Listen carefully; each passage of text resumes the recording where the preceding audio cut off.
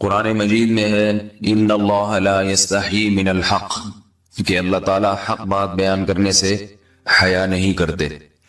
حدیث میں بھی بعض ایسے مسائل کو اللہ کے رسول نے بیان کیا ہے صلی اللہ علیہ وسلم نے جو بظاہر حیا کے خلاف ہیں، مگر اس لیے بیان کیا کہ اگر آپ صلی اللہ علیہ وسلم بیان نہ کرتے تو لوگ ان بے شرمی کے کاموں میں مبتلا ہو جاتے۔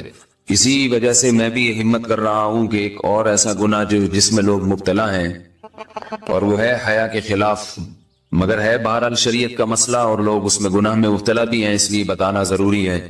وہ یہ ہے کہ لوگ شادی کے بعد بھی آج کی نوجوان نسل زوجہ سے، بیوی سے غیر فطری طریقے سے ہم بستری کرتے ہیں، انٹرنیٹ پہ بےہودہ فلمیں دیکھتے ہیں، تو جو چیز انگریزوں کی دیکھ رہے ہیں کہ ان کے کلچر آہستہ آہستہ میڈیا کے ذریعے ہمارے معاشرے میں بھی آ رہا ہے۔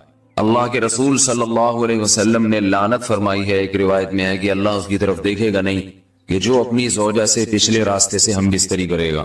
یہ بیماری بھی، یہ گندگی بھی لوگوں میں پھیلتی جا رہی ہے، خاص طور پہ جن کو لڑکوں سے بدفعلی کی عادت پڑ جائے تو وہ زوجہ سے فطری راستے سے ہم بستری نہیں کرتے۔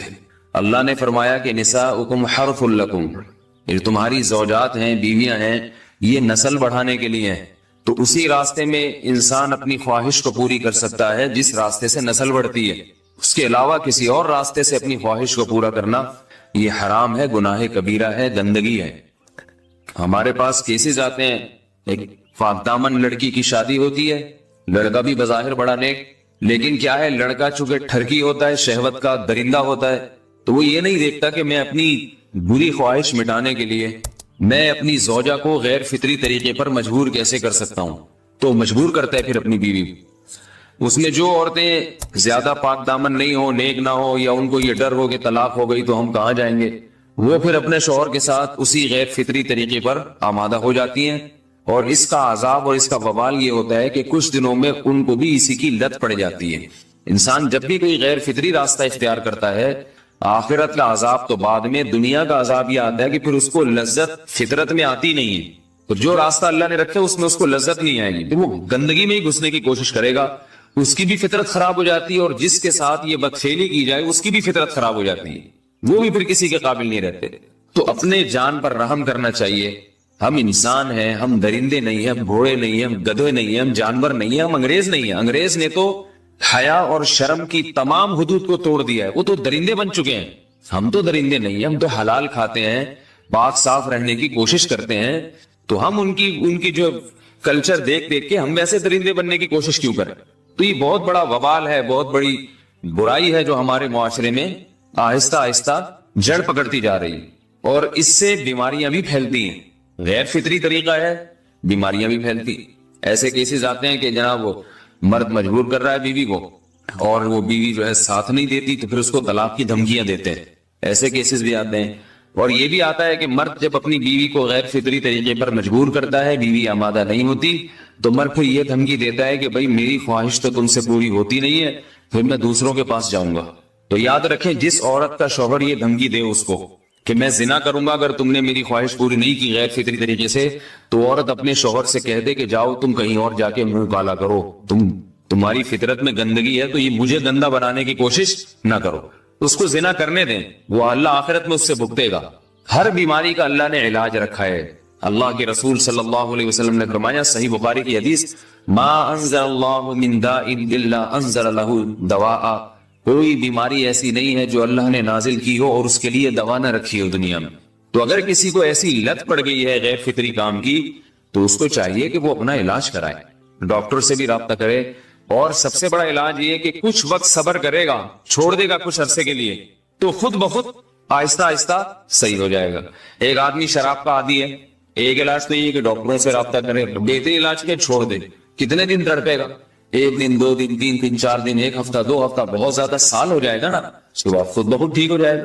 سگریٹ کا عادی ہے، چھوڑ دے گا، تو کتنے لوگ ہم نے دیکھے ہیں دن میں 20 سگریٹ پیتے تھے، چھوڑنے پر آئے تو بالکل ایک دم چھوڑ دی انہوں نے، آہستہ آہستہ کر کے چھوڑ دی، لیکن تکلیف ہوئی مگر عادی ہو گئے۔ تو اب کسی کو یہ لت پڑ گئی ہے غلط کام کی، برائی کی، تو اس کا بہترین علاج یہ ہے کہ وہ اپنے آپ کو بدلنے کی کوشش کرے، ماحول بدلے، اور کچھ وقت صبر کرے گا تو اللہ اس سے یہ عادت چھڑا دے۔ نہیں کی، صبر نہیں کیا اس نے، پھر اسی گندگی میں موت واقع ہوگی، پھر آخرت کا عذاب بہت سخت، نسلیں برباد ہو جاتی ہیں اس عمل سے انسان کی۔ تو بات حیا کے خلاف ہے، مگر یہ کہ ایک بزرگ تھے وہ بات فرما رہے تھے، تو کسی نے پوچھا کہ حضرت آپ حیا کے خلاف بات کرتے ہیں، تو انہوں نے فرمایا تم بے حیائی کے کام نہیں چھوڑتے، ہم اس چھڑوانے کے لیے بات کریں تو ہم برے ہیں، اور تم کام کرو تو بھی برے نہیں۔ برائی کا کام کرنے میں برا نہیں بنتا، اور برائی کے خلاف بولنے والا برا بن جاتا ہے کہ دیکھو یہ کیسی باتیں کر رہے ہیں۔ تو وہی باتیں ہیں اس لیے ہیں کہ یہ معاشرے میں یہ برائی پھیلتی چلی جائے گی، اور یہ ہماری اپنا کلچر نہیں ہے، یہ امپورٹ ہو رہا ہے باہر سے، یہ امپورٹ ہو رہا ہے، یہ وہاں میڈیا کے ذریعے آ رہا ہے۔ تو وہ چیزیں دیکھا نہ کریں اور ان لوگوں سے دور رہا کریں۔ ہمیں تو دین کا داعی ہو کے ان کو ہدایت پر لانا تھا، بجائے ہم ہدایت پہ چل کے دوسروں کو چلانے والے بن کے ان کے راستے پہ ہم نے چلنا شروع کر دیا۔ اللہ تعالیٰ ہمیں اب دیکھیں ان کے ہاں ایڈز کا مرض پھیل گیا ہے۔ آپ بتائیے یہ ایڈز کا مرض ہمارا ہے کیا؟ یہ بیماری ہماری ہے یا ان کی ہے؟ ہمارے ہاں بیماریاں ہیں، کھانسی ہے، نزلہ ہے، ٹھیک ہے نا، بلڈ پریشر ہے، شوگر ہے، یہ بیماریاں ہماری ہیں۔ کوئی اللہ کا شکر ہے گندی بیماری ہمارے ہاں نہیں ہے۔ جتنی گندگیاں ہیں وہاں سے آ رہی ہیں۔ ایڈز کا مرض وہاں سے امپورٹ ہوا ہے۔ وہ ایڈز کا مرض اسی بدفعلی کی وجہ سے پیدا ہوتا ہے، اسی سے جراثیم پیدا ہوتے ہیں، اور اتنا خطرناک مرض کے ایسے متعدی ایسے پھیلتا ہے۔ افغانستان میں ایڈز کا ریشو 0 تھا، 0۔ وہ جانتے نہیں تھے کہ ایڈز کا مرض ہوتا کیا ہے۔ جب سے امریکن آرمی، برطانیہ آرمی افغانستان میں آئی ہے، فوجی آئے ہیں، افغانوں میں ایڈز کا مرض پھیل گیا ہے، انہوں نے وہاں بدفعلیاں شروع کر دی ہیں۔ تو وہ تو حالانکہ ان کے لیے زنا کتنا سستا ہے، کتنا سستا ہے نا ان کے لیے زنا، پھر بھی وہ لڑکوں کی طرف مائل ہوتے ہیں۔ تو اتنی گندگی، ایسا گندا جب انسان بن جائے پھر اللہ اس کے وجود کو برقرار نہیں رکھتے، اور رکھتے ہیں تو پھر آخرت میں سزا دینے کے لیے اپنے آپ کو ان گندگیوں سے بچانا چاہیے، حلال پہ اکتفا کرنا چاہیے۔ اللہ تعالیٰ ہمیں حلال پہ قناعت کی توفیق عطا فرمائے اور پاکیزہ لوگوں میں ہمارا شمار فرمائے۔ اگر شادی شدہ عورت 40 دن میں بھی ایک دفعہ، اچھا بھائی دیکھو یہ حیا کے خلاف مسائل جو ہے نا یہ اس چینل پہ نہ پوچھا کرو۔ مرد پر لازم ہے کہ کم سے کم 4 مہینے میں بیوی سے ایک دفعہ وہ لازمی ہم بستری کرے۔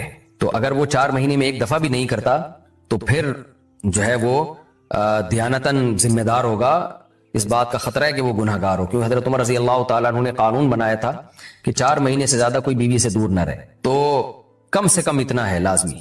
تو اس سے زیادہ بھی اگر کوئی مرد بیوی کے قریب نہیں آ رہا تو پھر وہ ظالم کہلائے گا شریعت کی نظر۔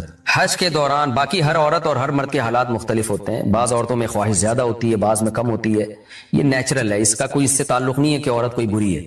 بعض دفعہ عورت میں یہ خواہش نفس بہت زیادہ ہوتی ہے، اس کی ریکوائرمنٹ بہت زیادہ ہوتی ہے، تو لوگ پھر مرد اس بیوی کو برا سمجھنا شروع کر دیتے ہیں، حالانکہ اس کا برائی اور اچھائی سے تعلق نہیں ہے۔ جیسے مردوں میں صحت کے لحاظ سے اور ان کے جو مینٹل ہیلتھ ہے اس کے لحاظ سے مردوں میں فرق ہوتا ہے، کسی میں خواہش بہت زیادہ ہوتی ہے، کسی میں کم ہوتی ہے، تو اس طرح خواتین میں بھی ہوتی ہے۔ بہت سی پاک دامن عورتیں ہوتی ہیں لیکن ان میں ڈیزائرز بہت زیادہ ہوتی ہے، تو یہ سب کی الگ الگ اللہ نے فطرت بنائی ہے، تو میاں بیوی اس کو ایک دوسرے کو بہتر سمجھ سکتے ہیں کہ کس کی کیا ڈیزائرز ہیں۔ بہرحال اگر مرد میں عورت کی ڈیزائرز پوری کرنے کی طاقت نہیں ہے، عورت میں بہت زیادہ ڈیزائرز ہیں، مرد میں کم ہے، تو ایسی صورت میں عورت پھر مرد سے طلاق مانگ سکتی ہے کہ بھئی میں سیٹسفائی نہیں ہو پا رہی ہوں اور میری ریکوائرمنٹ زیادہ ہے۔ تو مرد اگر طلاق دے دے تو اچھی بات ہے، نہیں دے تو پھر عورت کو چاہیے اسی کے ساتھ گزارا کرے۔ ہاں اگر 4 مہینے تک بھی مرد بیوی کے پاس نہیں آتا ہے تو پھر مرد پر لازم ہے کہ عورت کے مطالبے پر اس کو وہ چھوڑ دے، کیونکہ پھر تو جوان عورت کو بہرحال گناہ کا خطرہ ہے۔ جسمانی تعلق نہ رہنے سے نکاح پر اثر۔ لاہور سے کسی نے پوچھا اگر میاں بیوی کا آپس میں کوئی جسمانی تعلق نہ ہو تو کیا نکاح پہ کوئی فرق پڑے گا؟ نہیں، اس سے کوئی فرق نہیں پڑتا، جب تک شوہر طلاق نہیں دے گا نکاح ختم نہیں ہوگا۔ یا اگر شوہر جان بوجھ کر بیوی کا حق ہی ادا نہیں کرتا اور 4 مہینے سے زیادہ اس سے ریلیشن قائم نہیں کرتا اور بیوی بھی جوان ہے، اس کو گناہ کا خطرہ ہے، تو پھر وہ عدالت میں کیس کر سکتی ہے، اور پھر اس کا ایک پروسیس ہے کس طرح سے نکاح ختم ہوگا، تو اس پروسیس کو فالو کر سکتی ہے وہ۔ تو خلاصہ یہ کہ شوہر گناہ گار تو ہوگا کہ اس میں طاقت بھی ہے اور بیوی بھی جوان ہے، تو وہ کیوں اس کا حق ادا نہیں کر رہا، لیکن نکاح خود بخود ختم نہیں ہو جاتا۔ بیوی بچوں سے کتنا عرصہ دور رہ سکتے ہیں؟ بندہ کام کی وجہ سے 2 سال ملک سے باہر رہتا ہے، کوشش کے باوجود چھٹی نہیں ملتی، کیا اتنی دیر بیوی بچوں سے دور رہنا جائز ہے؟ نامعلوم۔ اوئے ہوئے ہوئے ہوئے بھائی دیکھیں، ایک تو ہے حضرت عمر رضی اللہ تعالی عنہ کا مشہور واقعہ ہے کہ آپ نے کچھ خواتین سے پوچھا تھا کہ عورت کتنا صبر کر سکتی ہے مرد کے بغیر، تو بعض صحابیات نے بتایا کہ 4 مہینے. تو حضرت عمر نے قانون بنایا کہ جو مجاہدین محاذ جنگ پہ لڑ رہے ہیں 4 مہینے سے زیادہ دور اپنی بیویوں سے نہیں رہ سکتے. تو اس اصول کا تقاضا یہ ہے کہ وہ زمانہ بھی پاک دامنی کا زمانہ تھا، نیک لوگ تھے، تو اصول یہی ہے کہ 4 مہینے انتہا ہے عورت کے صبر کی. تو ایک نارمل عورت کے لیے اس سے زیادہ صبر کرنا مشکل ہوتا ہے.